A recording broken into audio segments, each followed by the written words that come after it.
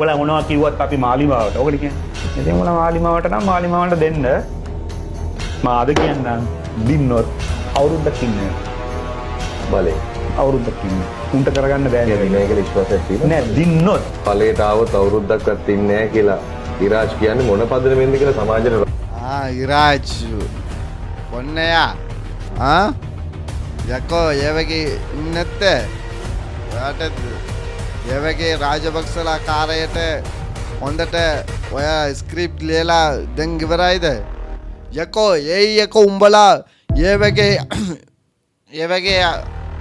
කට්ටියක ඔයාලා යාගේ සින්දුවක අහන්නේ යාගේ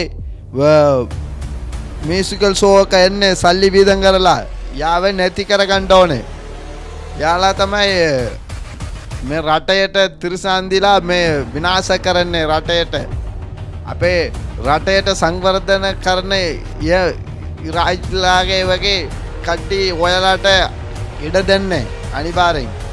යාලාට අපි නැති කරන්න ඕනේ. යකෝ ඔක්කොම මෙයාගේ මියුසික් එක අවොයිඩ් කරගන්න ඕනේ. ඔයාලා මේක පිටිපස්ස එනවා හොඳ මියුසිකල් ෂෝ නම් හොඳට ගෑනිලා දැම්මා නම් අනිවාර්යෙන් ගෑනලා බලාගෙනකට අනිවාර්යෙන් යනවා යකෝ සින්දුවක ඔයාලා අහන්නේ ගෑනලාගේ පිටිපස්සේ පුකේ තමයි ඔයාලා බලාගන්නේ අනිවාර්යෙන් ඒවගේ නටන්න බලාගන්නේ අර රාජකාරයලා ඔයාලාව රටේ විනාශ කරලා ඒවගේ හොඳට යාලා හම්බ කරනවා මියුසික් දාලා ඔයාලා අනිවාර්යෙන් ඒවගේ කට්ටියක අනිවාර්යෙන් නැති කරගන්න ඕනේ රටේට ඒවගේ කට්ටිය ඉන්නකට තමයි තාම අර ප්‍රශ්නේ එන්නේ කොමාරි ගෑම කරලා ස්ක්‍රිප්ට් කරලා මිනිසුලාට අනිවාර්යෙන් ජාතිපද කරලා ඒවගේ මොන හරි ප්‍රශ්නයක කරනවා අනිවාර්යෙන් ඔයාලාට මතක තියාගන්න ඒවගේ කට්ටියක අනිවාර්යෙන් විරදණ්ඩ එපා කරු කරන්න එපා